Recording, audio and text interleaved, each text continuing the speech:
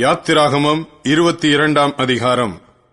ஒருவன் ஒரு மாட்டையாவது ஒரு ஆட்டையாவது திருடி அதை கொன்றால் அல்லது அதை விற்றால், அவன் அந்த மாட்டுக்கு 5 மாடுகளையும் அந்த ஆட்டுக்கு 4 ஆடுகளையும் பதிலாக கொடுக்க கடவன். திருடன் கன்னமிடுகையில் கண்டுபிடிக்கப்பட்டு அடிக்கப்பட்டு செத்தால் அவன் நிமித்தம் இரத்தப்பழி சுமராது. சூரியன் அவன் மேல் உதித்திருந்ததானால் அவன் நிமித்தம் இரத்தப்பழி சுமரும். திருடன் பதில் கொடுத்து தீர்க்க வேண்டும். அவன் கையில் ஒன்றும் இல்லாதிருந்தால் தான் செய்த களவுக்காக விலைப்பட கடவன்.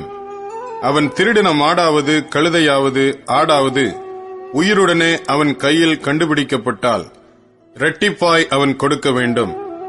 ஒருவன் பிறனுடைய வயலிலாவது திராட்சை தோட்டத்திலாவது தன் மிருக ஜீவனை மேயவிட்டால், அவன் தன் சுய வயலிலும் திராட்சை தோட்டத்திலும் உள்ள பலனில் உத்தமமானதை எடுத்து பதில் செலுத்த கடவன். அக்கினி எழும்பி முட்களில் பற்றி தானிய போரையாவது விளைந்த பயிரையாவது வயலில் உள்ள வேற எதையாவது எரித்து போட்டதேயானால், அக்கினியை கொளுத்தினவன் அக்கினி சேதத்திற்கு உத்தரவாதம் பண்ண வேண்டும். ஒருவன் பிறனுடைய வசத்தில் திரவியத்தையாவது உடைமைகளையாவது அடைக்கலமாக வைத்திருக்கும் போது அது அவன் வீட்டிலிருந்து திருடப்பட்டு போனால், திருடன் அகப்பட்டானாகில் அவன் அதற்கு இரட்டிப்பாக கொடுக்க வேண்டும். திருடன் அகப்படாதே போனால் அந்த வீட்டுக்காரன் தானே பிறனுடைய பொருளை அபகரித்தானோ இல்லையோ என்று அறியும்படி நியாயாதிபதிகளிடத்தில் அவனை கொண்டு போக வேண்டும். காணாமற் போன மாடு, கழுதை, ஆடு, வஸ்திரம் முதலியவைகளில் யாதொன்றை பிறனொருவன் தன்னுடையது என்று சொல்லி குற்றஞ்சாற்றினால், இருதரத்தாருடைய வழக்கும் நியாயாதிபதிகளிடத்தில் வரக்கடவது. நியாயாதிபதிகள் எவனை குற்றவாளி என்று தீர்க்கிறார்களோ அவன் மற்றவனுக்கு இரட்டிப்பாக கொடுக்க கடவன். ஒருவன் தன் கழுதையாவது மாட்டையாவது ஆட்டையாவது மற்ற யாதொரு மிருக ஜீவனையாவது பிறன் வசத்தில் விட்டிருக்கும் போது அது செத்தாலும் சேதப்பட்டு போனாலும் ஒருவரும் காணாதபடி ஓட்டிக்கொண்டு போகப்பட்டாலும், அவன் தான் பிறனுடைய பொருளை அபகரிக்கவில்லை என்று கர்த்தர் பேரில் இடும் ஆணை அவர்கள் இருவருக்கும் நடுதீர்க்க கடவது. உடையவன் அதை அங்கீகரிக்க வேண்டும், மற்றவன் பதிலளிக்க வேண்டுவதில்லை. அது அவன் வசத்திலிருந்து திருடப்பட்டு போயிற்றானால் அவன் அதன் எஜமானுக்கு அதற்காக உத்தரவாதம் பண்ண கடவன். அது பீருண்டு போயிற்றானால் அதற்கு சாட்சியை ஒப்புவிக்க வேண்டும். பீருண்டதற்காக அவன் உத்தரவாதம் பண்ண வேண்டுவதில்லை. ஒருவன் பிறனிடத்தில் எதையாகிலும் இரவலாக வாங்கினதுண்டானால் அதற்கு உடையவன் கூட இராத போது அது சேதப்பட்டாலும் செத்துப்போனாலும் அவன் அதற்கு உத்தரவாதம் பண்ண வேண்டும். அதற்கு உடையவன் கூட இருந்தானாகில் அவன் உத்தரவாதம் பண்ண வேண்டுவதில்லை. அது வாடகைக்கு வாங்கப்பட்டிருந்தால் அது அவன் வாடகைக்கு வந்த சேதம். நியமிக்கப்படாத ஒரு கன்னிகையை ஒருவன் மோசம் போக்கி அவளோடே சயனித்தால், அவன் அவளுக்காக பரிசம் கொடுத்து அவளை விவாகம் பண்ண கடவன். அவள் தகப்பன் அவளை அவனுக்கு கொடுக்க மாட்டேன் என்றானாகில், கன்னிகைகளுக்காக கொடுக்கப்படும் பரிச முறைமையின்படி அவன் பணத்தை நிறுத்து கொடுக்க வேண்டும். சூனியக்காரியை உயிரோடே வைக்க வேண்டாம். மிருகத்தோடே புணர்கிறவன் எவனும் கொல்லப்பட வேண்டும். கர்த்தர் ஒருவருக்கே ஒழிய வேறே தேவர்களுக்கு பலியிடுகிறவன் சங்கரிக்கப்பட கடவன். அந்நியனை சிறுமைப்படுத்தாமலும் ஒடுக்காமலும் இருப்பீர்களாக. நீங்களும் எகிப்து தேசத்தில் அந்நியர்களாயிருந்தீர்களே. விதவையையும் திக்கற்ற பிள்ளையையும் ஒடுக்காமல் இருப்பீர்களாக. அவர்களை எவ்வளவாகிலும் ஒடுக்கும் போது அவர்கள் என்னை நோக்கி முறையிட்டால், அவர்கள் முறையிடுதலை நான் நிச்சயமாய் கேட்டு கோபம் மூண்டவராகி உங்களை பட்டயத்தினால் கொலை செய்வேன். உங்கள் மனைவிகள் விதவைகளும் உங்கள் பிள்ளைகள் திக்கற்ற பிள்ளைகளும் ஆவார்கள். உங்களுக்குள் சிறுமைப்பட்டிருக்கிற என் ஜனங்களில் ஒருவனுக்கு நீங்கள் பணம் கடனாக கொடுத்திருந்தால், வட்டி வாங்குகிறவர்கள் போல அவனிடத்தில் வட்டி வாங்க வேண்டாம். பிறனுடைய வஸ்திரத்தை ஈடாக வாங்கினால் பொழுது போகும் முன்னமே அதை அவனுக்கு திரும்ப கொடுத்து விடுவாயாக. அவன் போர்வை அதுதானே, அதுவே அவன் தன் உடம்பை மூடிக்கொள்ளுகிற வஸ்திரம். வேற எதினாலே போர்த்து படுத்துக் கொள்ளுவான்? அவன் என்னை நோக்கி முறையிடும் போது நான் அவனுக்கு செவி கொடுப்பேன். நான் இரக்கமுள்ளவராயிருக்கிறேன். நியாயாதிபதிகளை தூஷியாமலும் உன் ஜனத்தின் அதிபதியை சபியாமலும் இருப்பாயாக. முதல் பழுக்கும் உன் பழத்தையும் வடியும் உன் ரசத்தையும் காணிக்கையாக செலுத்த தாமதிக்க வேண்டாம். உன் குமாரரில் முதற் பேரானவனை எனக்கு கொடுப்பாயாக. உன் மாடுகளிலும் உன் ஆடுகளிலும் அப்படியே செய்வாயாக. குட்டியானது 7 நாள் தன் தாயோடே இருக்கட்டும். 8ஆம் நாளிலே அதை எனக்கு செலுத்துவாயாக. நீங்கள் எனக்கு பரிசுத்த மனுஷராய் இருக்க கடவீர்கள். வெளியிலே பீருண்ட மாம்சத்தை புசியாமல் அதை நாய்களுக்கு போட்டுவிடுங்கள். யாத்திராகமம் 23ஆம் அதிகாரம். அபாண்டமான சொல்லை ஏற்றுக்கொள்ளாயாக. கொடுமையுள்ள சாட்சிக்காரனாயிருக்க ஆகாதவனோடே கலவாயாக. தீமை செய்ய திரளான பேர்களை பின்பற்றாதிருப்பாயாக. வழக்கிலே நியாயத்தை புரட்ட மிகுதியானவர்களின் பட்சத்தில் சாய்ந்து உத்தரவு சொல்லாதிருப்பாயாக. வியாச்சியத்திலே தரித்திரனுடைய முகத்தை பாராயாக. உன் சத்துருவின் மாடாவது அவனுடைய கழுதையாவது தப்பி போக கண்டால் அதை திரும்ப அவனிடத்தில் கொண்டு போய் விடுவாயாக. உன்னை பகைக்கிறவனுடைய கழுதை சுமையோடே விழுந்து கிடக்க கண்டாயானால் அதற்கு உதவி செய்யாதிருக்கலாமா? அவசியமாய் அவனோடே கூட அதற்கு உதவி செய்வாயாக. உன்னிடத்தில் இருக்கிற எளியவனுடைய வியாச்சியத்தில் அவனுடைய நியாயத்தை புரட்டாயாக. கள்ள காரியத்துக்கு தூரமாயிருப்பாயாக. குற்றமில்லாதவனையும் நீதிமானையும் கொலை செய்யாயாக. நான் துன்மார்க்கனை நீதிமான் என்று தீர்க்க மாட்டேன். பரிதானம் வாங்காதிருப்பாயாக. பரிதானம் பார்வையுள்ளவர்களை குருடாக்கி நீதிமான்களின் வார்த்தைகளை புரட்டும். அந்நியனை ஒடுக்காயாக. எகிப்து தேசத்தில் அந்நியர்களாயிருந்த நீங்கள் அந்நியனுடைய இருதயத்தை அறிந்திருக்கிறீர்களே. 6 வருஷம் நீ உன் நிலத்தில் பயிரிட்டு அதன் பலனை சேர்த்துக்கொள்.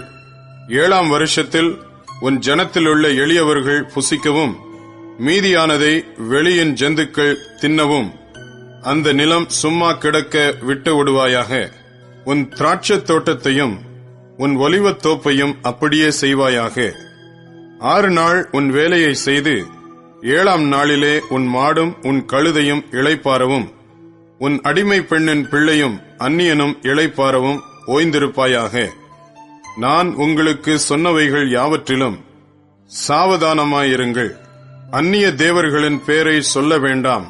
அது உன் வாயிலிருந்து பிறக்க கேட்கப்படவும் வேண்டாம். வருஷத்தில் 3 தரம் எனக்கு பண்டிகை ஆசரிப்பாயாக. புளிப்பில்லா அப்ப பண்டிகையை கொண்டாடி நான் உனக்கு கட்டளையிட்டபடியே ஆபிப் மாதத்தின் குறித்த காலத்தில் 7 நாள் புளிப்பில்லா அப்பம் புசிப்பாயாக. அந்த மாதத்தில் எகிப்திலிருந்து புறப்பட்டாயே, என் சந்நிதியில் வெறுங்கையாய் வரவேண்டாம். நீ வயலில் விதைத்த உன் பயிர் வேலைகளின் முதற் பலனை செலுத்துகிற அறுப்புகால பண்டிகையையும், வருஷ முடிவிலே நீ வயலில் உன் வேலைகளின் பலனை சேர்த்து தீர்ந்தபோது சேர்ப்பு கால பண்டிகையையும் ஆசரிப்பாயாக. வருஷத்தில் 3 தரம் உன் ஆண்மக்கள் எல்லாரும் கர்த்தராகிய ஆண்டவருடைய சந்நிதியில் வரக்கடவர்கள். எனக்கு இடும் பலியின் இரத்தத்தை புளித்த மாவுடன் செலுத்த வேண்டாம். எனக்கு இடும் பலியின் கொழுப்பை விடியற்காலம் வரைக்கும் வைக்கவும் வேண்டாம். உன் நிலத்தில் முதல் விளைச்சல்களில் முதற்கனியை உன் தேவனாகிய கர்த்தருடைய ஆலயத்துக்கு கொண்டு வருவாயாக. வெள்ளாட்டுக் குட்டியை அதன் தாயின் பாலிலே சமைக்க வேண்டாம். வழியில் உன்னை காக்கிறதற்கும் நான் ஆயத்தம் பண்ணின ஸ்நானத்துக்கு உன்னை கொண்டு போய் சேர்க்கிறதற்கும் இதோ நான் ஒரு தூதனை உனக்கு முன்னே அனுப்புகிறேன். அவர் சமூகத்தில் எச்சரிக்கையாயிருந்து அவர் வாக்குக்கு செவிகொடு. அவரை கோபப்படுத்தாதே. உங்கள் துரோகங்களை அவர் பொறுப்பதில்லை. என் நாமம் அவர் உள்ளத்தில் இருக்கிறது. நீ அவர் வாக்கை நன்றாய் கேட்டு நான் சொல்வதையெல்லாம் செய்வாயாகில் நான் உன் சத்துருக்களுக்கு சத்துருவாயும் உன் விரோதிகளுக்கு விரோதியாயும் இருப்பேன். என் தூதனானவர் உனக்கு முன் சென்று எமோரியரும் ஏத்தியரும் பெரிசியரும் கானானியரும் ஏவியரும் எபூசியரும் இருக்கிற இடத்துக்கு உன்னை நடத்தி கொண்டு போவார். அவர்களை நான் அதம் பண்ணுவேன். நீ அவர்களுடைய தேவர்களை பணிந்து கொள்ளாமலும் சேவியாமலும் அவர்கள் செய்கைகளின்படி செய்யாமலும் அவர்களை நிர்மூலம் பண்ணி அவர்களுடைய சிலைகளை உடைத்து போடுவாயாக. உங்கள் தேவனாகிய கர்த்தரையே சேவிக்க கடவீர்கள். அவர் உன் அப்பத்தையும் உன் தண்ணீரையும் ஆசீர்வதிப்பார். வியாதியை உன்னிலிருந்து விலக்குவேன். கற்பம் விழுகிறதும் மலடும் உன் தேசத்தில் இருப்பதில்லை. உன் ஆயுசு நாட்களை பூரணப்படுத்துவேன். எனக்கு பயப்படும் பயத்தை உனக்கு முன் செல்லும்படி செய்வேன். நீ செல்லும் இடமெங்கும் உள்ள ஜனங்கள் எல்லாரையும் கலங்கடித்து உன் சத்துருக்கள் எல்லாரையும் முதுகு காட்ட பண்ணுவேன். உன் முகத்துக்கு முன் நின்று ஏவியரையும் கானானியரையும் ஏத்தியரையும் துரத்திவிட குளவிகளை உனக்கு முன்னே அனுப்புவேன். தேசம் பாழாய் போகாமலும் காட்டு மிருகங்கள் உனக்கு விரோதமாய் பெருகாமலும் இருக்கும்படி நான் அவர்களை ஒரே வருஷத்திற்குள்ளே உன் முன் நின்று துரத்திவிடாமல் நீ விருத்தி அடைந்து தேசத்தை சுதந்திரித்துக் கொள்ளும் வரைக்கும் அவர்களை கொஞ்சம் கொஞ்சமாய் உன் முன்னின்று துரத்தி விடுவேன். சிவந்த சமுத்திரம் தொடங்கி பெலிஸ்தரின் சமுத்திரம் வரைக்கும், வனாந்தரம் தொடங்கி நதி வரைக்கும் உன் எல்லையாயிருக்கும்படி செய்வேன். நான் அந்த தேசத்தின் குடிகளை உங்கள் கையில் ஒப்புக் கொடுப்பேன். நீ அவர்களை உன் முன்னின்று துரத்தி விடுவாய். அவர்களோடும் அவர்கள் தேவர்களோடும் நீ உடன்படிக்கை பண்ணாதிருப்பாயாக. அவர்கள் உன்னை எனக்கு விரோதமாக பாவம் செய்ய பண்ணாதபடிக்கு உன் தேசத்திலே குடியிருக்க வேண்டாம். நீ அவர்கள் தேவர்களை சேவித்தால் அது உனக்கு கண்ணியாயிருக்கும் என்றார். யாத்திராகமம் 24ஆம் அதிகாரம். பின்பு அவர் மோசேயை நோக்கி, நீயும் ஆரோனும் நாதாவும் அபியூவும் இஸ்ரவேலின் மூப்பரில் 70 பேரும் கர்த்தரிடத்தில் ஏறி வந்து தூரத்திலிருந்து பணிந்து கொள்ளுங்கள். மோசே மாத்திரம் கர்த்தரிடத்தில் சமீபித்து வரலாம். அவர்கள் சமீபித்து வரலாகாது. ஜனங்கள் அவனோட கூட ஏறி வர வேண்டாம் என்றார். மோசே வந்து கர்த்தருடைய வார்த்தைகள் யாவையும் நியாயங்கள் யாவையும் ஜனங்களுக்கு அறிவித்தான். அப்பொழுது ஜனங்கள் எல்லாரும் ஏக சத்தமாய் கர்த்தர் அருளின எல்லா வார்த்தைகளின்படியும் செய்வோம் என்று பிரதியுத்தரம் சொன்னார்கள். மோசே கர்த்தருடைய வார்த்தைகளை எல்லாம் எழுதி வைத்து அதிகாலமே எழுந்து மலையின் அடியில் ஒரு பலிபீடத்தை கட்டி இஸ்ரவேலுடைய 12 கோத்திரங்களுடைய இலக்கத்தின்படியே 12 தூண்களை நிறுத்தினான். இஸ்ரவேல் புத்திரரின் வாலிபரை அனுப்பினான். அவர்கள் சர்வாங்க தகன பலிகளை செலுத்தி கர்த்தருக்கு சமாதான பலிகளாக காளைகளை பலியிட்டார்கள். அப்பொழுது மோசே அந்த இரத்தத்தில் பாதி எடுத்து பாத்திரங்களில் வார்த்து பாதி இரத்தத்தை பலிபீடத்தின் மேல் தெளித்து உடன்படிக்கையின் புஸ்தகத்தை எடுத்து ஜனங்களின் காது கேட்க வாசித்தான். அவர்கள் கர்த்தர் சொன்னபடியெல்லாம் செய்து கீழ்ப்படிந்து நடப்போம் என்றார்கள். அப்பொழுது மோசே இரத்தத்தை எடுத்து ஜனங்களின் மேல் தெளித்து, இந்த வார்த்தைகள் யாவையும் குறித்து கர்த்தர் உங்களோட பண்ணின உடன்படிக்கையின் இரத்தம் இதுவே என்றான். பின்பு மோசேயும் ஆரோனும் நாதாவும் அபியூவும் இஸ்ரவேலருடைய மூப்பரில் 70 பேரும் ஏறிப்போய் இஸ்ரவேலின் தேவனை தரிசித்தார்கள். அவருடைய பாதத்தின் கீழே நீல கல் இழைத்த வேலைக்கு ஒப்பாகவும் தெளிந்த வானத்தின் பிரபைக்கு ஒப்பாகவும் இருந்தது. அவர் இஸ்ரவேல் புத்திரருடைய அதிபதிகள் மேல் தம்முடைய கையை நீட்டவில்லை. அவர்கள் தேவனை தரிசித்து பின்பு புசித்து குடித்தார்கள். அப்பொழுது கர்த்தர் மோசேயை நோக்கி, நீ மலையின் மேல் என்னிடத்திற்கு ஏறி வந்து அங்கே இரு. நான் உனக்கு கற்பலகைகளையும் நீ அவர்களுக்கு உபதேசிப்பதற்கு நான் எழுதின நியாயப்பிரமாணத்தையும் கற்பனைகளையும் கொடுப்பேன் என்றார். அப்பொழுது மோசே தன் ஊழியக்காரனாகிய யோசுவாவோடே எழுந்து போனான். மோசே தேவ பர்வதத்தில் ஏறிப் போகையில் அவன் மூப்பரை நோக்கி, நாங்கள் உங்களிடத்தில் திரும்பி வருமட்டும் நீங்கள் இங்கே எங்களுக்காக காத்திருங்கள். ஆரோனும் ஊரும் உங்களிடத்தில் இருக்கிறார்கள். ஒருவனுக்கு யாதொரு காரியம் உண்டானால் அவன் அவர்களிடத்தில் போகலாம் என்றான். மோசே மலையின் மேல் ஏறின போது ஒரு மேகம் மலையை மூடிற்று. கர்த்தருடைய மகிமை சீனாய் மலையின் மேல் தங்கியிருந்தது.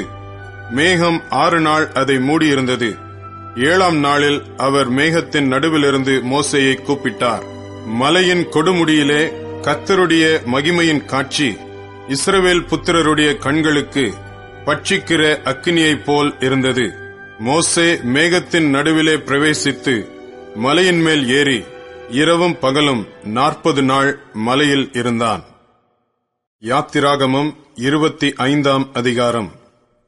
கர்த்தர் மோசேயை நோக்கி, இஸ்ரவேல் புத்திரர் எனக்கு காணிக்கையை கொண்டு வரும்படி அவர்களுக்கு சொல்லு.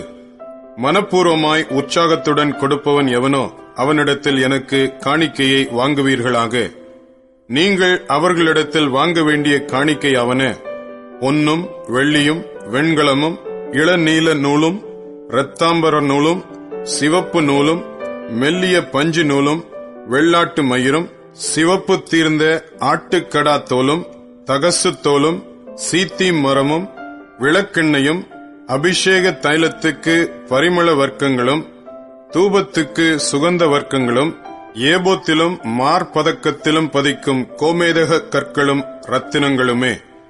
அவர்கள் நடுவிலே நான் வாசம் பண்ண எனக்கு ஒரு பரிசுத்த ஸ்தலத்தை உண்டாக்குவார்களாக. நான் உனக்கு காண்பிக்கும் வாசஸ்தலத்தின் மாதிரியின்படியும் அதனுடைய எல்லா தட்டுமுட்டுகளின் மாதிரியின்படியும் அதை செய்வீர்களாக. சீத்தீம் மரத்தினால் ஒரு பெட்டியை பண்ணக்கடவர்கள். அதன் நீளம் 2.5 முழமும் அதன் அகலம் 1.5 முழமும் அதன் உயரம் 1.5 முழமுமாயிருப்பதாக. அதை எங்கும் பசும்பொன் தகட்டால் மூடுவாயாக. நீ அதன் உட்புறத்தையும் வெளிப்புறத்தையும் அதனால் மூடி அதன் மேல் சுற்றிலும் பொன்னினால் திறனையை உண்டாக்கி அதற்கு 4 பொன் வளையங்களை வார்ப்பித்து அவைகளை அதன் 4 மூலைகளிலும் போட்டு ஒரு பக்கத்தில் 2 வளையங்களும் மறுபக்கத்தில் 2 வளையங்களும் இருக்கும்படி தைத்து சீத்தீம் மரத்தால் தண்டுகளை செய்து அவைகளை பொன் தகட்டால் மூடி அந்த தண்டுகளால் பெட்டியை சுமக்கும்படி அவைகளை பெட்டியின் பக்கங்களில் இருக்கும் வளையங்களிலே பாய்ச்சக் கடவாய். அந்த தண்டுகள் பெட்டியிலிருந்து கலற்றப்படாமல் அதன் வளையங்களிலே இருக்க வேண்டும்.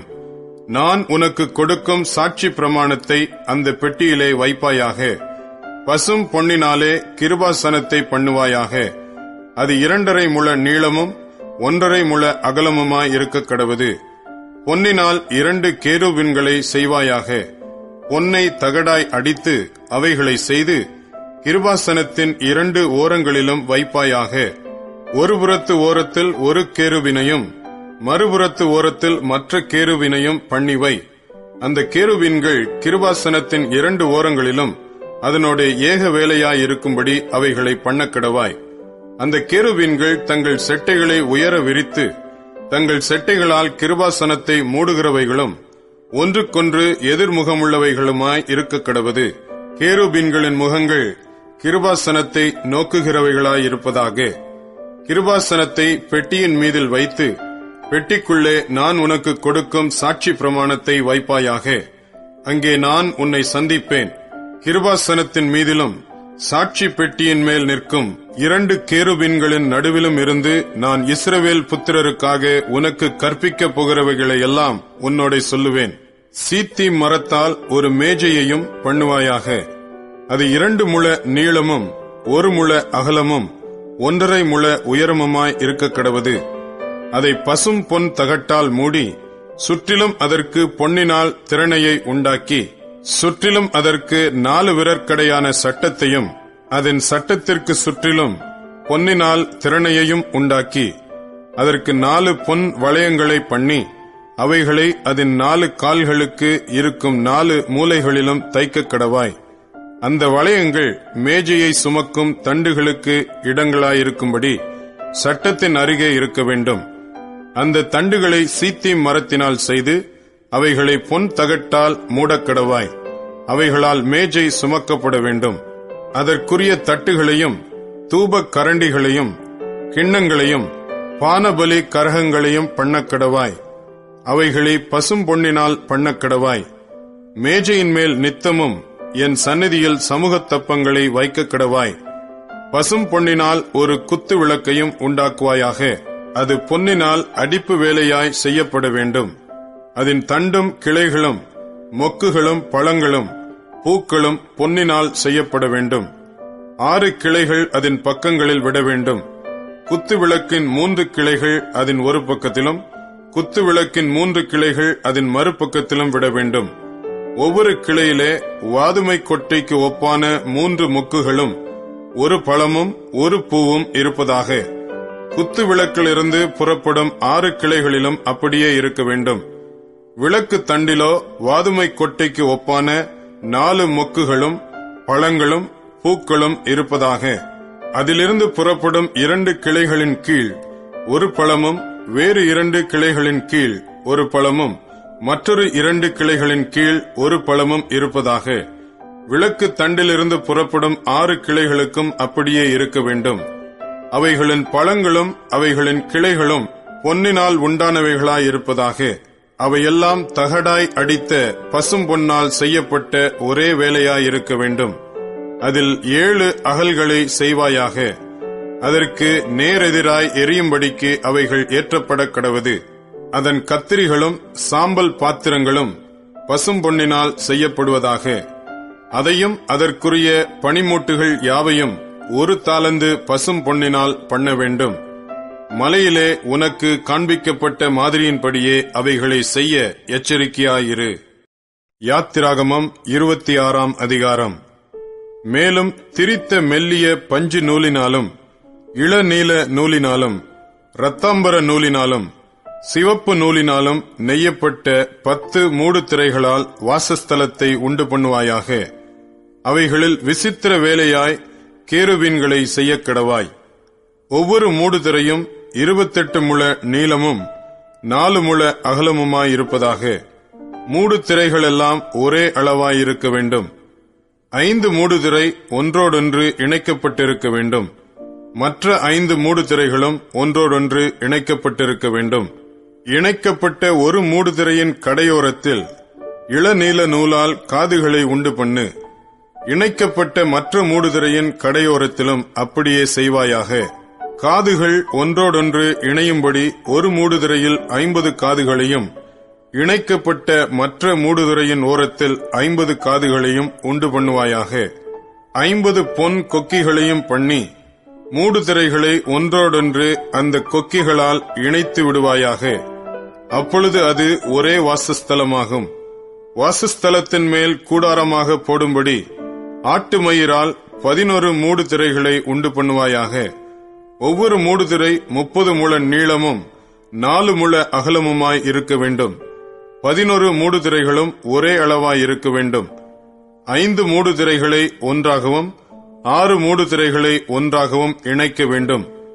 6ஆம் மூடுதிரையை கூடாரத்தின் முகப்பிற்கு முன்னே மடித்து போடுவாயாக. இணைக்கப்பட்ட ஒரு மூடுதிரையின் கடையோரத்தில் 50 காதுகளையும், இணைக்கப்பட்ட மற்ற மூடுதிரையின் ஓரத்தில் 50 காதுகளையும் உண்டு பண்ணி 50 வெண்கல கொக்கிகளை செய்து கொக்கிகளை காதுகளில் மாட்டி ஒரே கூடாரமாகும்படி அதை இணைத்து விடுவாயாக. கூடாரத்தின் மூடுதிரைகளில் மிச்சமான பாதி மூடுதிரை வாசஸ்தலத்தின் பின்புறத்தில் தொங்க வேண்டும். கூடாரத்தினுடைய மூடுதிரைகளின் நீளத்திலே மீதியானதில் இந்த புறத்தில் 1 முழமும் அந்த புறத்தில் 1 முழமும் வாசஸ்தலத்தை மூடும்படி அதன் பக்கங்களிலே தொங்க வேண்டும். சிவப்பு தீர்ந்த ஆட்டுக்கடா தோலினால் கூடாரத்திற்கு ஒரு மூடியையும், அதன் மேல் தகசு தோலால் ஒரு மூடியையும் உண்டு பண்ணுவாயாக. வாசஸ்தலத்துக்கு நிமிர்ந்து நிற்கும் பலகைகளையும் சீத்தி மரத்தால் உண்டு பண்ணுவாயாக. ஒவ்வொரு பலகையும் 10 முழ நீளமும் 1.5 முழ அகலமுமாய் இருக்க வேண்டும். ஒவ்வொரு பலகைக்கும் ஒன்றோடொன்று ஒத்து இசைந்திருக்கும் 2 கழுந்துகள் இருக்க வேண்டும். வாசஸ்தலத்தின் பலகைகளுக்கெல்லாம் இப்படியே செய்வாயாக. வாசஸ்தலத்துக்காக செய்யப்படுகிற பலகைகளில் 20 பலகை தெற்கே தென் திசைக்கு எதிராக நிற்க கடவது. அந்த 20 பலகைகளின் கீழே வைக்கும் 40 வெள்ளி பாதங்களை உண்டு பண்ணுவாயாக. ஒரு பலகையின் கீழ் அதன் 2 கழுந்துகளுக்கும் 2 பாதங்களும், மற்ற பலகையின் கீழ் அதன் 2 கழுந்துகளுக்கும் 2 பாதங்களும் இருக்க வேண்டும். வாசஸ்தலத்தின் மறுபக்கமாகிய வடபுறத்திலும் 20 பலகைகளையும் அவைகளின் கீழ் 40 வெள்ளி பாதங்களையும் உண்டு பண்ணுவாயாக. ஒரு பலகையின் கீழ் 2 பாதங்களும் மற்ற பலகையின் கீழ் 2 பாதங்களும் இருக்க வேண்டும். வாசஸ்தலத்தின் மேற்புறத்திற்கு 6 பலகைகளையும், வாசஸ்தலத்தின் இரு பக்கத்திலும் உள்ள மூலைகளுக்கு 2 பலகைகளையும் உண்டு பண்ணுவாயாக. அவைகள் கீழே இசைக்கப்பட்டிருக்க வேண்டும். மேலேயும் ஒரு வளையத்தினால் இசைக்கப்பட்டிருக்க வேண்டும். 2 மூலைகளுக்கும் அப்படியே இருக்க வேண்டும். அவைகள் 2 மூலைகளுக்காகும். அந்தப்படி 8 பலகைகள் இருக்க வேண்டும். ஒவ்வொரு பலகையின் கீழ் 2 பாதங்களாக 16 வெள்ளி பாதங்களும் இருக்க வேண்டும். சீத்திம் மரத்தால் வாசஸ்தலத்தின் ஒரு பக்கத்து பலகைகளுக்கு 5 தாழ்பாள்களையும், வாசஸ்தலத்தின் மறுபக்கத்து பலகைகளுக்கு 5 தாழ்பாள்களையும், வாசஸ்தலத்தின் மேற்புறமான பின்பக்கத்து பலகைகளுக்கு 5 தாழ்பாள்களையும் பண்ணுவாயாக. நடுத்தாழ்பாள் ஒரு முனை தொடங்கி மறுமுனை மட்டும் பலகைகளின் மையத்தில் உருவ பாய்ச்சப்பட்டிருக்க வேண்டும்.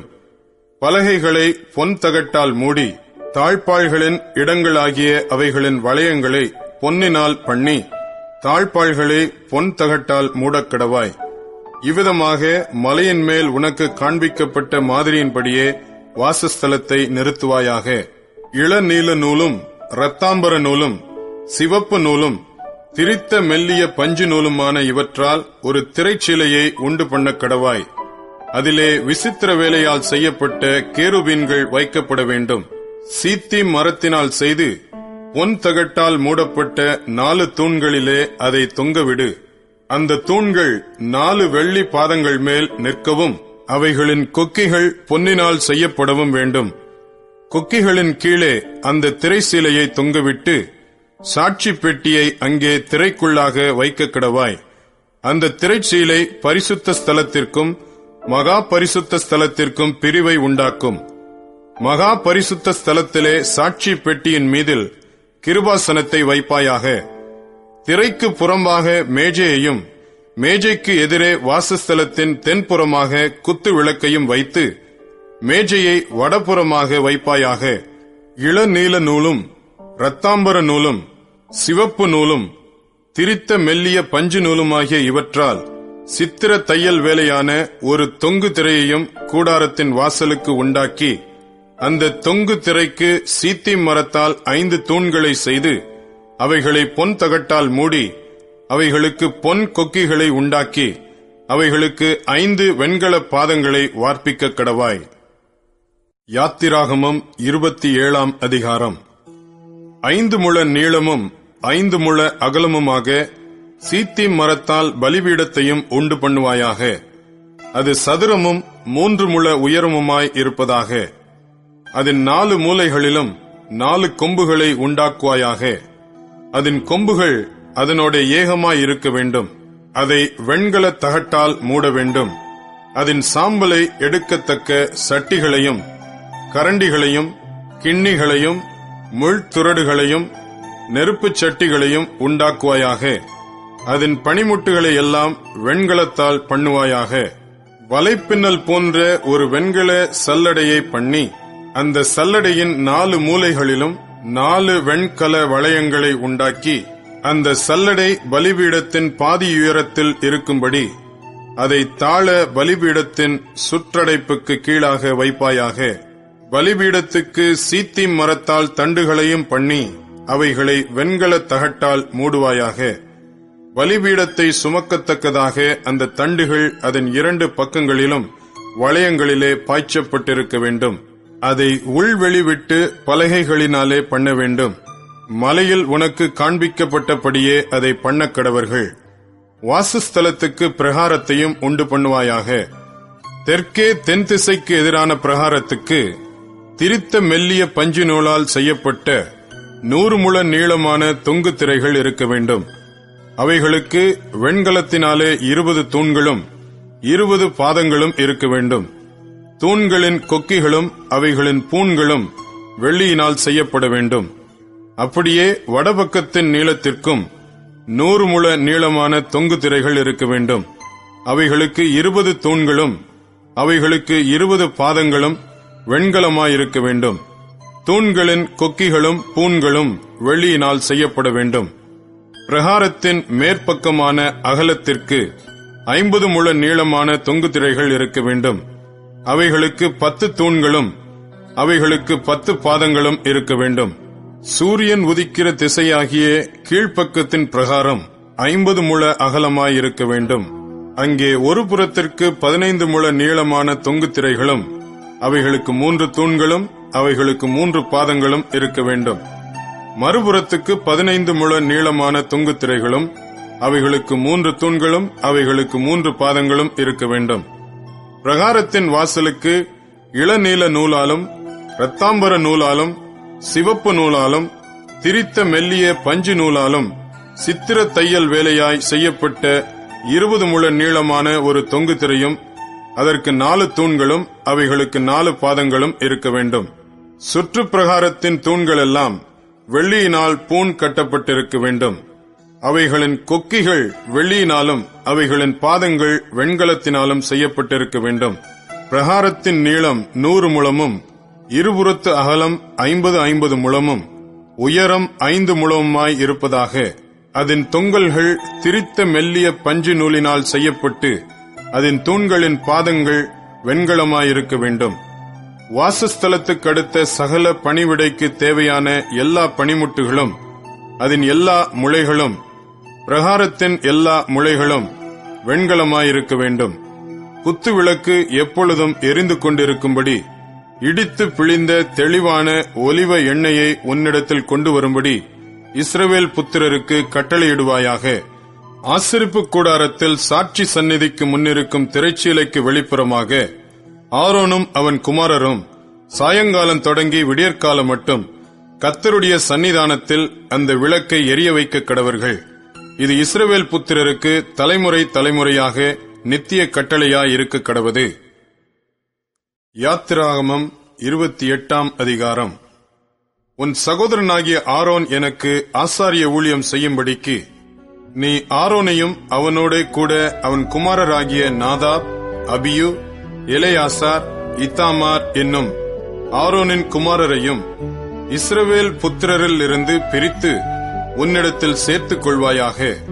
உன் சகோதரனாகிய ஆரோனுக்கு மகிமையும் அலங்காரமுமாயிருக்கும் பொருட்டு பரிசுத்த வஸ்திரங்களை உண்டு பண்ணுவாயாக.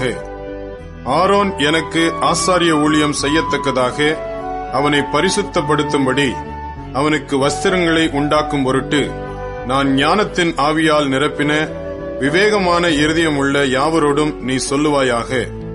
அவர்கள் உண்டாக்க வேண்டிய வஸ்திரங்கள் ஆவன: மார்பதக்கமும் ஏபோத்தும் அங்கியும் விசித்திரமான உள்சட்டையும் பாகையும் இடைக்கச்சையுமே. உன் சகோதரனாகிய ஆரோன் எனக்கு ஆசாரிய ஊழியம் செய்யும்படி அவனுக்கும் அவன் குமாரருக்கும் பரிசுத்த வஸ்திரங்களை உண்டு பண்ண வேண்டும்.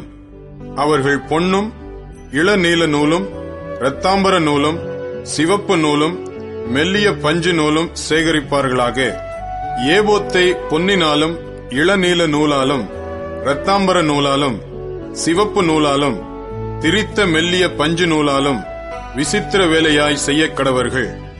அது ஒன்றாக இணைக்கப்படும் பொருட்டு 2 தோள் துண்டுகளின் மேலும் அதன் 2 முனைகளும் சேர்க்கப்பட வேண்டும். அந்த ஏபோத்தின் மேல் இருக்க வேண்டிய விசித்திரமான கச்சை அந்த வேலைக்கு ஒப்பாகவே பொன்னினாலும் இளநீல நூலாலும் இரத்தாம்பர நூலாலும் சிவப்பு நூலாலும் திரித்த மெல்லிய பஞ்சு நூலாலும் பண்ணப்பட்டு அதனோட ஏகமாயிருக்க வேண்டும். பின்னும் நீ 2 கோமேதக கற்களை எடுத்து இஸ்ரவேல் புத்திரரின் நாமங்களை அவைகளில் வெட்டுவாயாக. அவர்கள் பிறந்த வரிசையின்படியே அவர்களுடைய நாமங்களில் 6 நாமங்கள் ஒரு கல்லிலும் மற்ற 6 நாமங்கள் மறு கல்லிலும் இருக்க வேண்டும். ரத்தினங்களில் முத்திரை வெட்டுகிறவர்கள் செய்யும் வேலைக்கு ஒப்பாக அந்த 2 கற்களிலும் இஸ்ரவேல் புத்திரரின் நாமங்களை வெட்டி அவைகளை பொன் குவளைகளில் பதிப்பாயாக. ஆரோன் கர்த்தருக்கு முன்பாக தன் 2 தோள்களின் மேலும் இஸ்ரவேல் புத்திரரின் நாமங்களை ஞாபகக்குறியாக சுமந்து வர அந்த 2 கற்களையும் ஏபோத்து தோள்களின் மேல் அவர்களை நினைக்கும்படியான கற்களாக வைக்க கடவாய். பொன்னினால் வளையங்களை பண்ணி சரியான அளவுக்கு பின்னல் வேலையான 2 சங்கிலிகளையும் பசும் பொன்னினால் உண்டாக்கி அந்த சங்கிலிகளை அந்த வளையங்களில் பூட்டுவாயாக. நியாயவிதி மார்பதக்கத்தையும் விசித்திர வேலையாய் செய்வாயாக. அதை ஏபோத்து வேலைக்கு ஒப்பாக பொன்னினாலும் இளநீல நூலாலும் இரத்தாம்பர நூலாலும் சிவப்பு நூலாலும் திரித்த மெல்லிய பஞ்சு நூலாலும் செய்வாயாக. அது சதுரமும் இரட்டையும் 1 சாண் நீளமும் 1 சாண் அகலமுமாய் இருக்க வேண்டும். அதிலே 4 பத்தி ரத்தின கற்களை நிறைய பதிப்பாயாக. முதலாம் பத்தி பத்மராகமும் புஷ்பராகமும் மாணிக்கமும், 2ஆம் பத்தி மரகதமும் இந்திர நீலமும் வஜ்ரமும், 3ஆம் பத்தி கெம்பும் வைடூரியமும் சுகந்தியும், 4ஆம் பத்தி படிகப்பச்சையும் கோமேதகமும் யஸ்பியுமாய் இருப்பதாக. இவைகள் அந்தந்த பத்தியில் பொன்னினாலே பதித்திருக்க வேண்டும். இந்த கற்கள் இஸ்ரவேல் புத்திரருடைய நாமங்களின்படியே 12 அவர்களுடைய நாமங்கள் அவைகளில் வெட்டப்பட்டவைகளுமாய் இருக்க வேண்டும். 12 கோத்திரங்களில் ஒவ்வொன்றினுடைய நாமம் ஒவ்வொன்றிலே முத்திரை வெட்டாய் வெட்டியிருக்க வேண்டும். மார்பதக்கத்திற்கு அதன் பக்கங்களிலே பின்னல் வேலையான பசும்பொன் சங்கிலிகளையும் பண்ணி, அந்த மார்பதக்கத்திற்கு 2 பொன் வளையங்களையும் பண்ணி, அந்த 2 வளையங்களையும் மார்பதக்கத்தின் 2 பக்கங்களிலே வைத்து, பொன்னினால் செய்த அந்த 2 பின்னல் வேலையான சங்கிலிகளையும் மார்பதக்கத்தின் பக்கங்களில் இருக்கிற 2 வளையங்களில் மாட்டி, அவ்விரண்டு பின்னல் வேலையான சங்கிலிகளின் 2 நுனிகளை ஏபோத்து தோள் துண்டின் மேல் அதன் முன்புறத்தில் இருக்கிற 2 வளையங்களில் மாட்டுவாயாக. நீ 2 பொன் வளையங்களை பண்ணி, அவைகளை ஏபோத்தின் கீழ்ப்புறத்திற்கு எதிரான மார்பதக்கத்தினுடைய மற்ற 2 பக்கங்களிலும் அதனுடைய ஓரத்திற்குள்ளாக வைத்து, வேறே 2 பொன் வளையங்களை பண்ணி, அவைகளை ஏபோத்தின் முன்புறத்து 2 கீழ்ப்பக்கங்களில் அதன் இணைப்புக்கு எதிராகவும் ஏபோத்தின் விசித்திரமான கச்சைக்கு மேலாகவும் வைத்து, மார்பதக்கம் ஏபோத்தின் விசித்திரமான கச்சைக்கு மேலாக இருக்கும்படிக்கும் அது ஏபோத்திலிருந்து நீங்காதபடிக்கும் அதை அதன் வளையங்களால் ஏபோத்து வளையங்களோடு இளநீல நாடாவினால் கட்ட வேண்டும். ஆரோன் பரிசுத்த ஸ்தலத்திற்குள் பிரவேசிக்கும் போது இஸ்ரவேல் புத்திரரின் நாமங்களை தன் இருதயத்தின் மேலிருக்கும் நியாயவிதி மார்பதக்கத்திலே கர்த்தருடைய சன்னிதானத்தில் ஞாபகக்குறியாக எப்பொழுதும் தரித்துக் கொள்ள கடவன். நியாயவிதி மார்பதக்கத்திலே ஊரீம் தும்மீம் என்பவைகளை வைப்பாயாக. ஆரோன் கர்த்தருடைய சன்னிதானத்தில் பிரவேசிக்கும் போது அவைகள் அவன் இருதயத்தின் மேல் இருக்க வேண்டும். ஆரோன் தன் இருதயத்தின் மேல் இஸ்ரவேல் புத்திரருடைய நியாயவிதியை கர்த்தருடைய சன்னிதானத்தில் எப்பொழுதும் தரித்துக் கொள்ள வேண்டும். ஏபோத்தின் கீழ் அங்கியை முழுவதும் இளநீல நூலால் உண்டாக்க கடவாய். தலை நுழைகிற அதன் துவாரம் அதன் நடுவில் இருக்கவும், அதன் துவாரத்துக்கு நெய்யப்பட்ட வேலையான ஒரு நாடா சுற்றிலும் இருக்கவும் வேண்டும். அது கிழியாதபடிக்கு மார்க்கவசத்தின் துவாரத்துக்கு ஒத்ததாக இருக்க வேண்டும். அதன் கீழோரங்களில் இளநீல நூல், இரத்தாம்பர நூல், சிவப்பு நூல் வேலையால் செய்யப்பட்ட மாதளம் பழங்களையும், அவைகளுக்கு இடையிடையே சுற்றிலும் பொன் மணிகளையும் அதன் ஓரங்களில் சுற்றிலும் தொங்கும்படி பண்ணி வைக்க வேண்டும். அங்கியின் ஓரங்களில் சுற்றிலும் 1 பொன்மணியும் 1 மாதளம்பழமும் 1 பொன்மணியும் 1 மாதளம்பழமுமாய் தொங்குவதாக. ஆரோன் ஆராதனை செய்ய கர்த்தருடைய சந்நிதியில் பரிசுத்த ஸ்தலத்துக்குள் பிரவேசிக்கும் போதும் வெளியே வரும்போதும் அவன் சாகாதபடிக்கு அதன் சத்தம் கேட்கப்படும்படி அதை தரித்துக் கொள்ள வேண்டும். பசும் பொன்னினால் ஒரு பட்டத்தை பண்ணி கர்த்தருக்கு பரிசுத்தம் என்று அதிலே முத்திரை வெட்டாக வெட்டி, அது பாகையில் இருக்கும்படி அதை இளநீல நாடாவினால் பாகையின் முகப்பிலே கட்டுவாயாக. இஸ்ரவேல் புத்திரர் தங்கள் பரிசுத்த காணிக்கைகளாக படைக்கும் பரிசுத்தமானவைகளின் தோஷத்தை ஆரோன் சுமக்கும்படி அது ஆரோனுடைய நெற்றியின் மேல் இருப்பதாக. கர்த்தருடைய சந்நிதியில் அவர்கள் அங்கீகரிக்கப்படும்படி அது எப்பொழுதும் அவன் நெற்றியின் மேல் இருக்க வேண்டும். மெல்லிய பஞ்சு நூலால் விசித்திரமான உள் சட்டையையும் மெல்லிய பஞ்சு நூலால் பாகையையும் உண்டாக்கி இடைக்கச்சையை சித்திர தையல் வேலையாக பண்ணுவாயாக. ஆரோனுடைய குமாரருக்கும் மகிமையும் அலங்காரமுமாயிருக்கும் பொருட்டு அங்கிகளையும் இடைக்கச்சைகளையும் குல்லாக்களையும் உண்டு பண்ணுவாயாக. உன் சகோதரனாகிய ஆரோனும் அவனோடே கூட அவன் குமாரரும் எனக்கு ஆசாரிய ஊழியம் செய்யும்படிக்கு நீ அந்த வஸ்திரங்களை அவர்களுக்கு உடுத்தி அவர்களை அபிஷேகம் செய்து அவர்களை பிரதிஷ்டை பண்ணி அவர்களை பரிசுத்தப்படுத்துவாயாக. அவர்களுடைய நிர்வாணத்தை மூடும்படிக்கு இடுப்பு தொடங்கி முழங்கால் மட்டும் உடுத்த சணல் நூல் சல்லடங்களையும் உண்டு பண்ணுவாயாக. ஆரோனும் அவன் குமாரரும் பரிசுத்த ஸ்தலத்திலே ஆராதனை செய்ய ஆசரிப்பு கூடாரத்துக்குள் பிரவேசிக்கும் போதும் பலிபீட தண்டைக்கு சேரும் போதும் அக்கிரமம் சுமந்து அவர்கள் சாகாதபடிக்கு அவைகளை தரித்திருக்க வேண்டும். இது அவனுக்கும் அவனுக்கு பின்வரும் சந்ததிக்கும் நித்திய கட்டளை. யாத்திராகமம் 29 அதிகாரம். அவர்கள் எனக்கு ஆசாரிய ஊழியம் செய்யும்படி அவர்களை பரிசுத்தப்படுத்தும் பொருட்டு நீ அவர்களுக்கு செய்ய வேண்டியதாவது, ஒரு காளையையும் பழுதற்ற 2 ஆட்டுக்கடாக்களையும் தெரிந்து கொள்வாயாக. புளிப்பில்லா அப்பத்தையும் எண்ணெயிலே பிசைந்த புளிப்பில்லா அதிரசங்களையும் எண்ணெய் பூசப்பட்ட புளிப்பில்லா அடைகளையும் கோதுமையின் மெல்லிய மாவினால் பண்ணி அவைகளை ஒரு கூடையிலே வைத்து, கூடையோடே அவைகளையும் காளையையும் 2 ஆட்டுக்கடாக்களையும் கொண்டு வந்து ஆரோனையும் அவன் குமாரரையும் ஆசரிப்பு கூடாரத்தின் வாசல் முன்பாக சேர பண்ணி அவர்களை தண்ணீரினால் கழுவி அந்த வஸ்திரங்களை எடுத்து ஆரோனுக்கு உள் சட்டையையும் ஏபோத்தின் கீழ் அங்கியையும் ஏபோத்தையும் மார்பதக்கத்தையும் தரித்து ஏபோத்தின் விசித்திரமான கச்சையையும் அவனுக்கு கட்டி அவன் தலையிலே பாகையையும் வைத்து பரிசுத்த கிரீடத்தை பாகையின் மேல் தரித்து அபிஷேக தைலத்தையும் எடுத்து அவன் தலையின் மேல் வார்த்து அவனை அபிஷேகம் செய்வாயாக. பின்பு அவன் குமாரரை சேர பண்ணி ஆசாரிய ஊழியம் அவர்களுக்கு நித்திய கட்டளையாக இருக்கும்படி அவர்களுக்கும் அங்கிகளை உடுத்துவாயாக. ஆரோனுக்கும் அவன் குமாரருக்கும் இடைக்கச்சைகளை கட்டி அவன் குமாரருக்கு குல்லாக்களையும் தரித்து இப்படியே ஆரோனையும் அவன் குமாரரையும் பிரதிஷ்டை பண்ணுவாயாக. காளையை ஆசரிப்பு கூடாரத்துக்கு முன்பாக கொண்டு வருவாயாக. அப்பொழுது ஆரோனும் அவன் குமாரரும் தங்கள் கைகளை காளையினுடைய தலையின் மேல் வைக்க கடவர்கள்.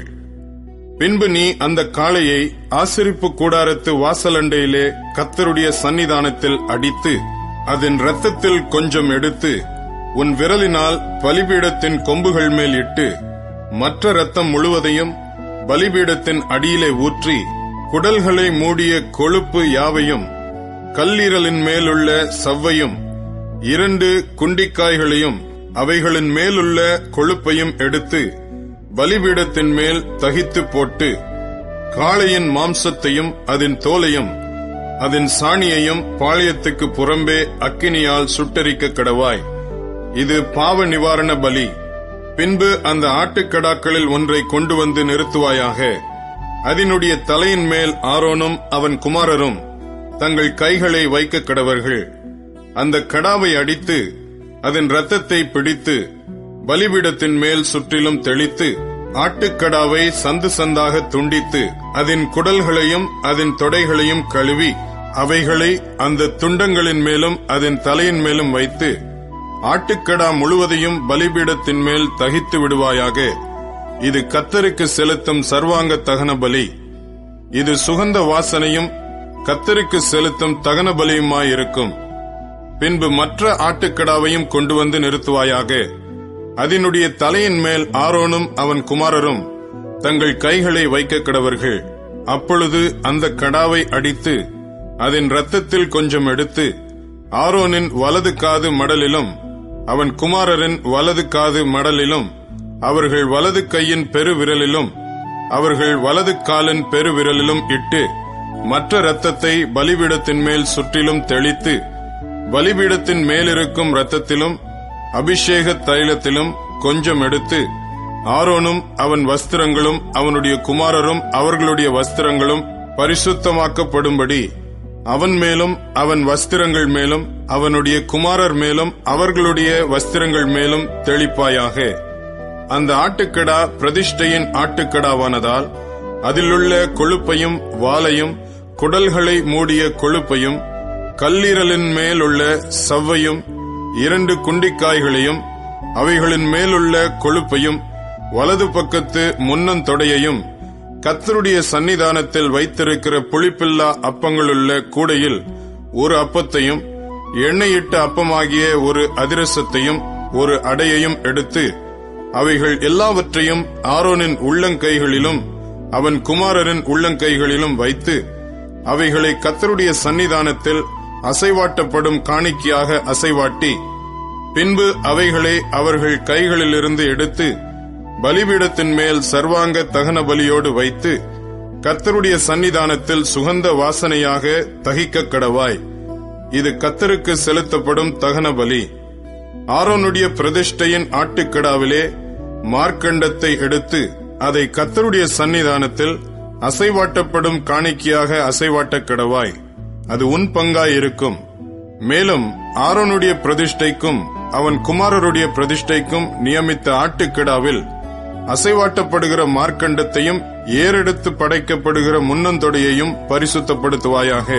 அது ஏறெடுத்து படைக்கிற படைப்பானதினால் இஸ்ரவேல் புத்திரர் பலியிடுகிறவைகளில் அவைகளே நித்திய கட்டளையாக ஆரோனையும் அவன் குமாரரையும் சேர்வதாக.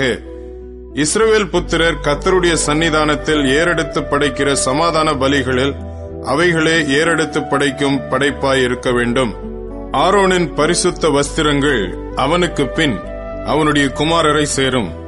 அவர்கள் அவைகளை உடுத்திக் கொண்டு அபிஷேகம் பண்ணப்பட்டு பிரதிஷ்டையாக்கப்படுவார்கள். அவனுடைய குமாரரில் அவன் பட்டத்திற்கு வருகிற ஆசாரியன் பரிசுத்த ஸ்தலத்தில் ஆராதனை செய்வதற்கு ஆசரிப்பு கூடாரத்தில் பிரவேசிக்கும் போது அவைகளை 7 நாள் மட்டும் உடுத்திக் கொள்ள கடவன். பிரதிஷ்டையின் ஆட்டுக்கடாவை கொண்டு வந்து அதன் மாம்சத்தை பரிசுத்த இடத்தில் வேவிப்பாயாக.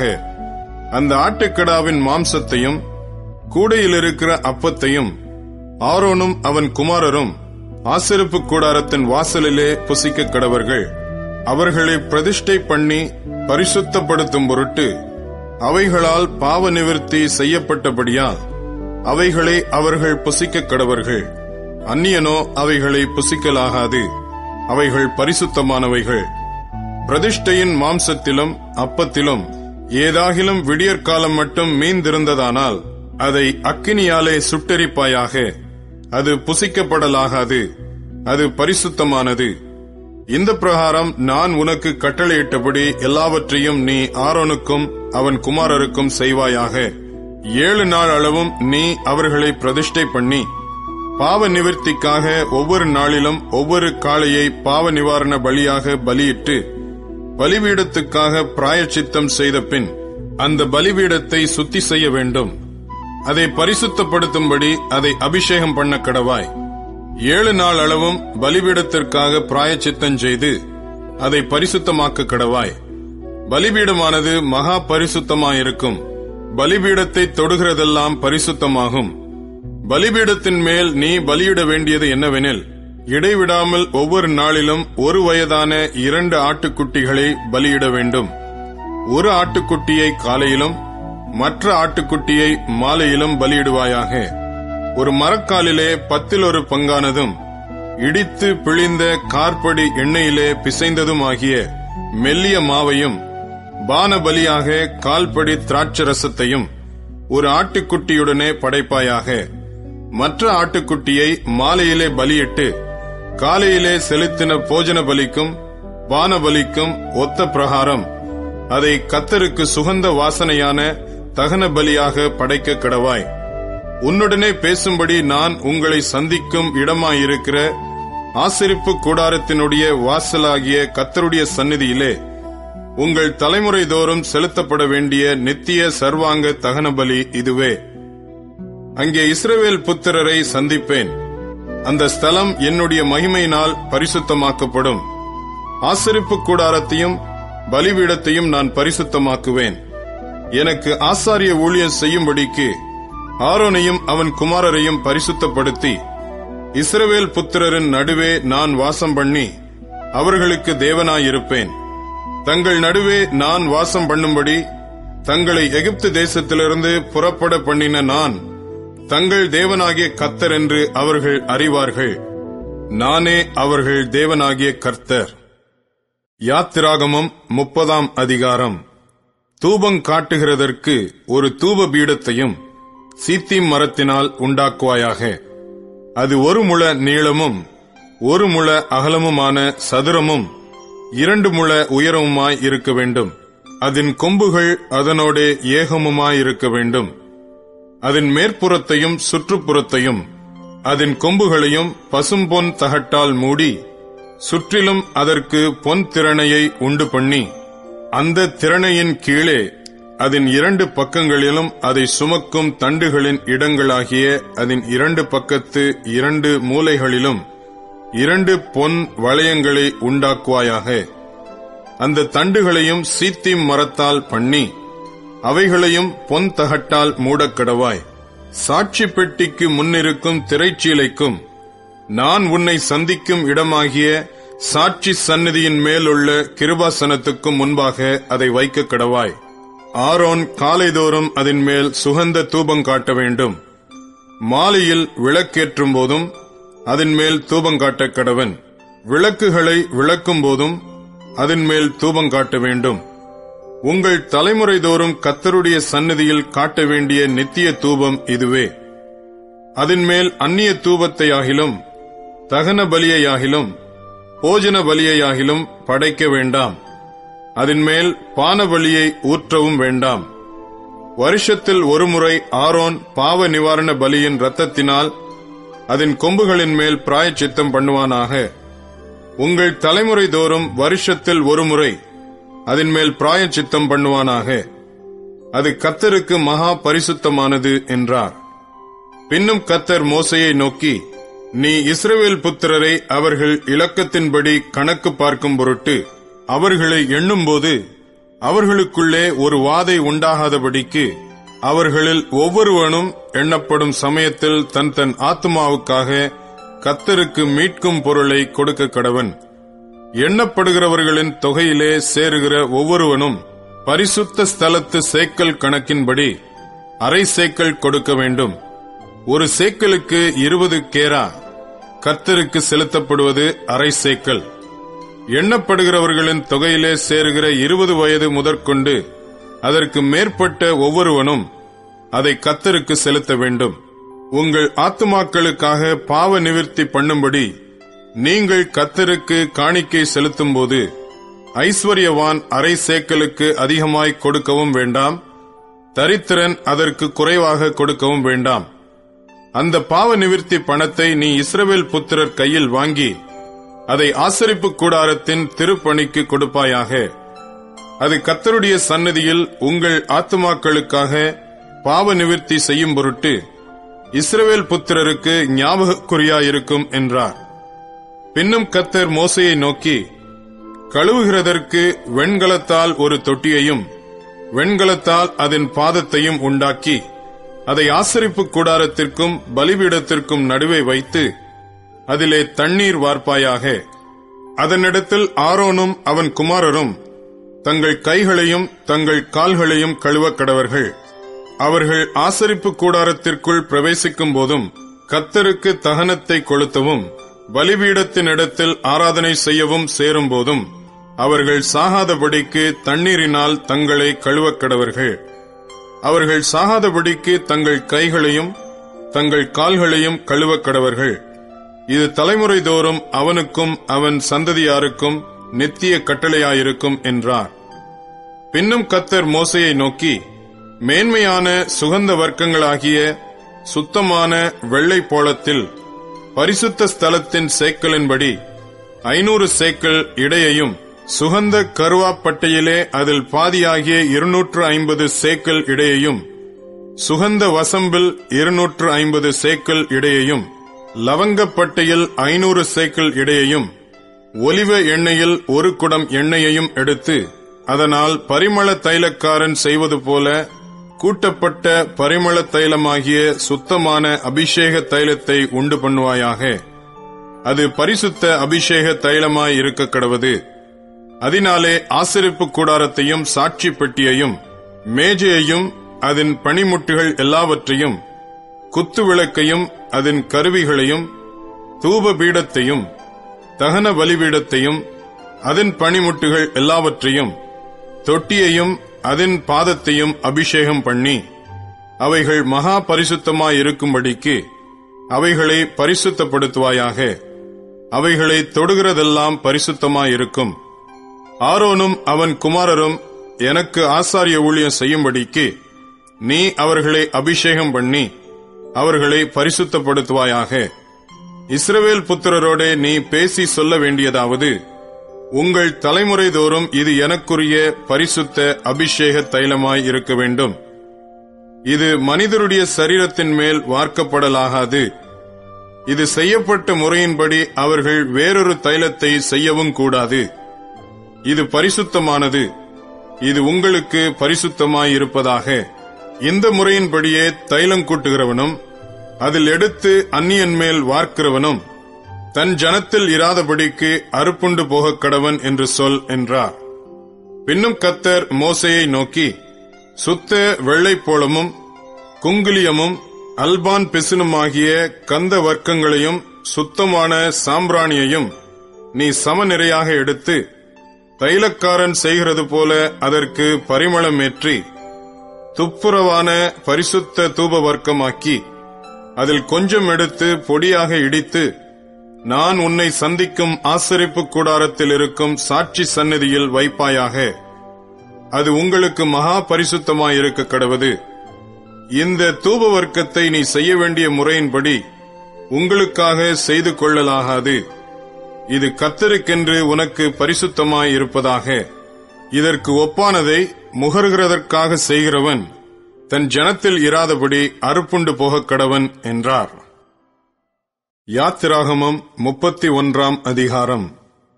பின்னும் கர்த்தர் மோசேயை நோக்கி, நான் யூதாவின் கோத்திரத்தில் ஊருடைய மகனான ஊரியின் குமாரன் பெசலெயேலை பேர் சொல்லி அழைத்து வினோதமான வேலைகளை அவன் யோசித்து செய்கிறதற்கும் பொன்னிலும் வெள்ளியிலும் வெண்கலத்திலும் வேலை செய்கிறதற்கும் ரத்தினங்களை முத்திரை வெட்டாக வெட்டி பதிக்கிறதற்கும் மரத்தில் சித்திர வேலைகளை செய்கிறதற்கும் மற்றும் சகலவித வேலைகளையும் யூகித்து செய்கிறதற்கும் வேண்டிய ஞானமும் புத்தியும் அறிவும் அவனுக்கு உண்டாக அவனை தேவ ஆவியினால் நிரப்பினேன். மேலும் தான் கோத்திரத்தில் உள்ள அகிசாமாகின் குமாரனாகிய அகோலியாபையும் அவனோட துணையாக கூட்டினதுமன்றி ஞான இருதயமுள்ள யாவருடைய இருதயத்திலும் ஞானத்தை அருளினேன். நான் உனக்கு கட்டளையிட்ட யாவையும் அவர்கள் செய்வார்கள். ஆசரிப்பு கூடாரத்தையும் சாட்சி பெட்டியையும் அதன் மேலுள்ள கிருபாசனத்தையும் கூடாரத்தில் உள்ள சகல பணிமுட்டுகளையும் மேஜையையும் அதன் பணிமுட்டுகளையும் சுத்தமான குத்து விளக்கையும் அதன் சகல கருவிகளையும் தூப பீடத்தையும் தகன பலிபீடத்தையும் அதன் சகல பணிமுட்டுகளையும் தொட்டியையும் அதன் பாதத்தையும் ஆராதனை வஸ்திரங்களையும் ஆசாரிய ஊழியம் செய்வதற்கான ஆசாரியனாகிய ஆரோனின் பரிசுத்த வஸ்திரங்களையும் அவன் குமாரரின் வஸ்திரங்களையும் அபிஷேக தைலத்தையும் பரிசுத்த ஸ்தலத்துக்கு சுகந்த வர்க்கங்களாகிய தூப வர்க்கத்தையும் நான் உனக்கு கட்டளையிட்டபடியே அவர்கள் செய்ய வேண்டும் என்றார். மேலும் கர்த்தர் மோசேயினிடத்தில், நீ இஸ்ரவேல் புத்திரரை நோக்கி, நீங்கள் என் ஓய்வு நாட்களை ஆசரிக்க வேண்டும். உங்களை பரிசுத்தப்படுத்துகிற கர்த்தர் நான் என்பதை நீங்கள் அறியும்படி இது உங்கள் தலைமுறை தோறும் எனக்கும் உங்களுக்கும் அடையாளமாயிருக்கும். ஆகையால் ஓய்வு நாளை ஆசரிப்பீர்களாக. அது உங்களுக்கு பரிசுத்தமானது. அதை பரிசுத்த குலைச்சலாக்குகிறவன் கொலையுண்கக் கடவன். அதிலே வேலை செய்கிற எந்த ஆத்துமாவும் தன் ஜனத்தின் நடுவில் இராதபடிக்கு அறுப்புண்டு போவான். 6 நாளும் வேலை செய்யலாம். 7ஆம் நாளோ வேலை ஒளிந்திருக்கும் ஓய்வு நாள். அது கர்த்தருக்கு பரிசுத்தமானது. ஓய்வு நாளில் வேலை செய்கிறவன் எவனும் கொலை செய்யப்பட வேண்டும். ஆகையால் இஸ்ரவேல் புத்திரர் தங்கள் தலைமுறை தோறும் ஓய்வு நாளை நித்திய உடன்படிக்கையாக ஆசரிக்கும்படி அதை கைக்கொள்ளக் கடவர்கள். அது என்றைக்கும் எனக்கும் இஸ்ரவேல் புத்திரருக்கும் அடையாளமாயிருக்கும். 6 நாளைக்குள்ளே கர்த்தர் வானத்தையும் பூமியையும் உண்டாக்கி 7ஆம் நாளிலே ஓய்ந்திருந்து பூரித்தார் என்றார். சீனாய் மலையில் அவர் மோசேயோடே பேசி முடிந்த பின் தேவனுடைய விரலினால் எழுதப்பட்ட கற்பலகைகளாகிய சாட்சியின் 2 பலகைகளை அவனிடத்தில் கொடுத்தார்.